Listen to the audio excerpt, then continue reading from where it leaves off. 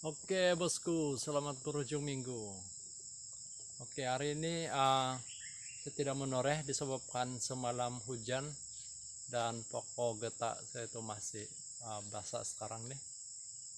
Sekarang saya berada di kebun tanaman lada. Ini tanaman lada dia, lada hijau. Ini adalah tapak semayan ah, bibit. Terpaksa buat tapak semayan kalau musim sekarang ini musim hujan, kalau tidak uh, bibit akan rusak. Oke, mari kita tengok, kita jalan-jalan di tanaman apa tuh tanaman lada ataupun cili cili hijau. Oke, mari kita tengok dia.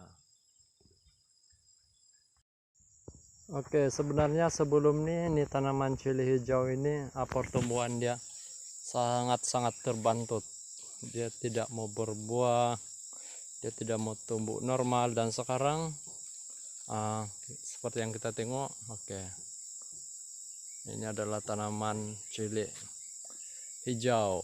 Saya cuma menanam dalam sekitar 100 lebih pokok, dan sekarang ini seperti yang kita tengok. Oke, sebenarnya tanaman cili hijau sebelum ini dia seperti tapi ini dia oke sedikit. Oke, kalau kita tengok yang pertumbuhan bagian bawah dia masih belum normal. Yang nih di atas dia sudah normal. Oke, mungkin sebelum ini saya tidak letakkan baja, itu baja NPK, jadi mungkin masalah itulah. Dan cara meletakkan dia sebenarnya senang saja. Oke, saya taruh 2 lubang di sini dan saya letakkan baja. Tidak banyak sebenarnya baja yang kita letakkan, cuma sedikit-sedikit saja. Oke, jadi kalau kita tengok dia masih belum banyak buah lah. Ini ada tapi masih sedikit. Oke, tapi kalau kita tengok nih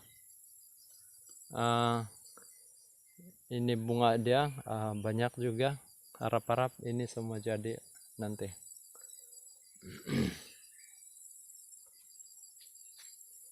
Dan ini adalah perangkap serangga. Oke, ini adalah perangkap serangga yang saya letakkan gam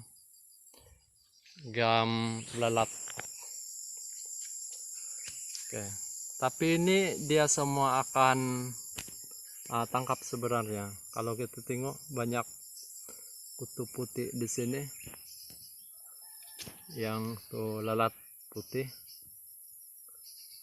Oke, kalau saya zoom, saya dapatkan. Oke, sudah tahu, sudah kelihatan nggak nih?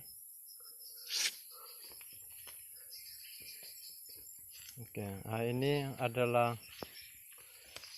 keadaan lada hijau, cili hijau.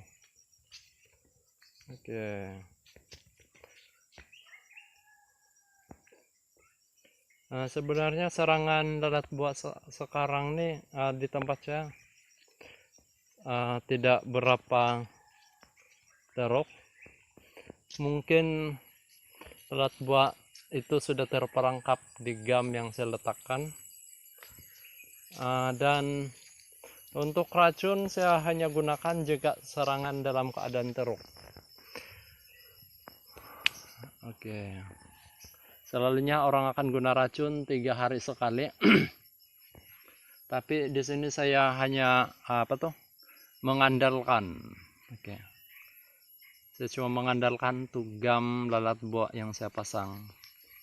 Takut juga kalau balik-balik pergi sembur racun serangga, nanti dimakan susah juga tuh. Oke, kalau kita tengok nih perangkap lalat buah di sini. Oke, tapi ini sebenarnya bukan lalat buah, ini adalah serangga penghisap yang lain. Ada banyak yang terperangkap, bosku. Dan di sini saya ada pasang satu perangkap lalat buah untuk jantan. Oke. Sebenarnya perangkap lalat buah yang kita buat seperti ini memang dia banyak terperangkap di dalam. Oke. Tapi ini bukan lalat buah betina. Ini bukan lalat buah penelur. Jadi kalau kita buat perangkap lalat buah macam ini, lalat betina dia tidak akan masuk. Jadi inilah kekurangan perangkap lalat buah yang kita menggunakan petrogenol ataupun jenis hormon yang lain yang boleh mengundang tuh lalat buah jantan. Tapi di sini lalat buah betina dia tidak akan terperangkap ya, bosku.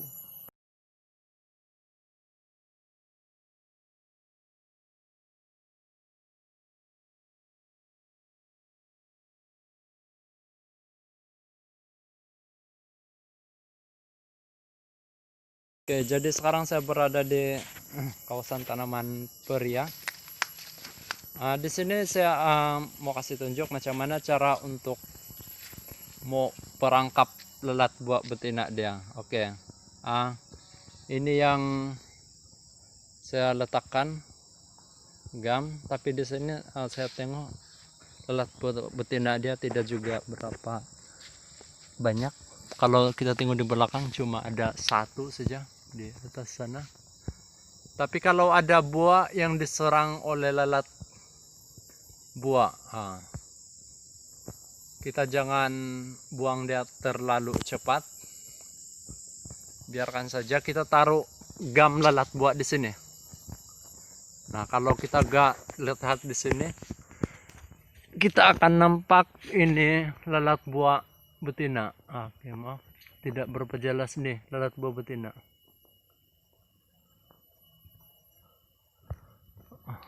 Dia gelap di sana.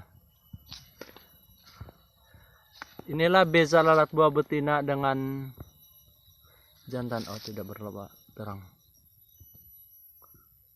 Oke. Di mana yang terangnya? Oke, mungkin harap kita dapat lihat di sinilah.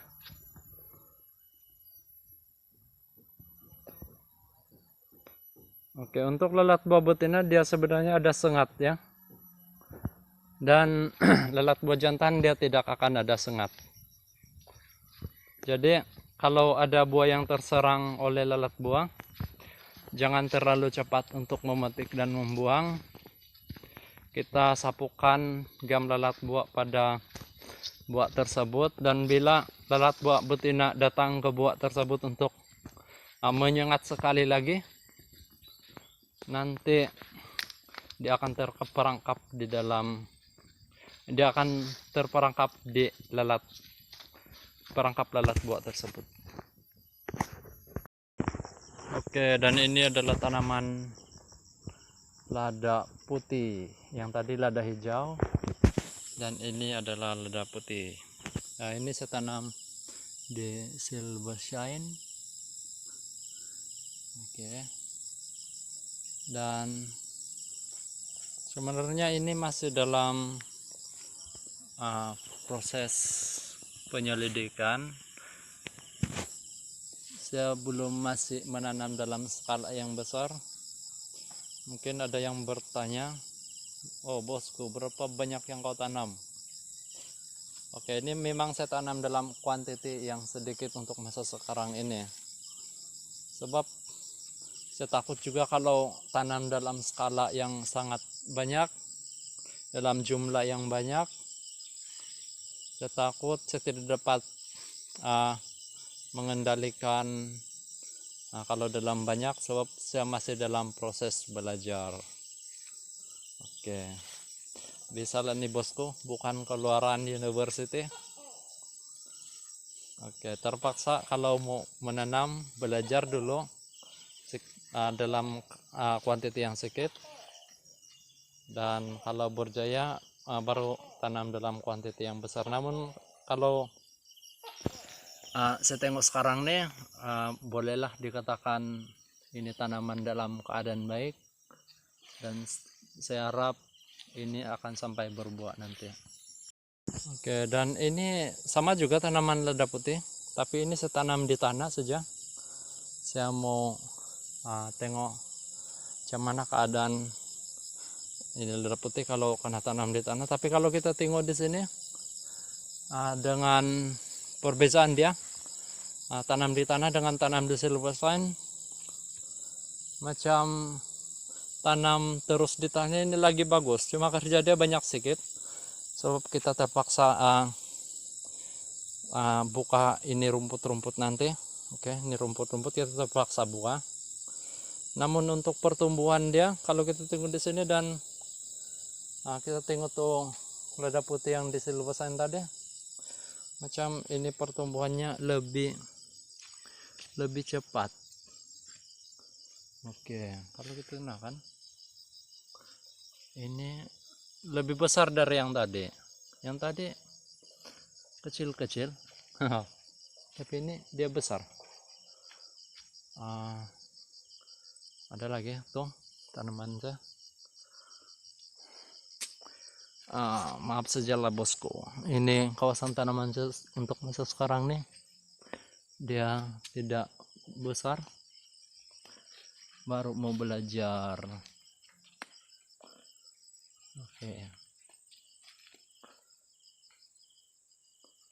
Oke bosku, selamat berhujung minggu, dan terima kasih karena sudah menonton video ini.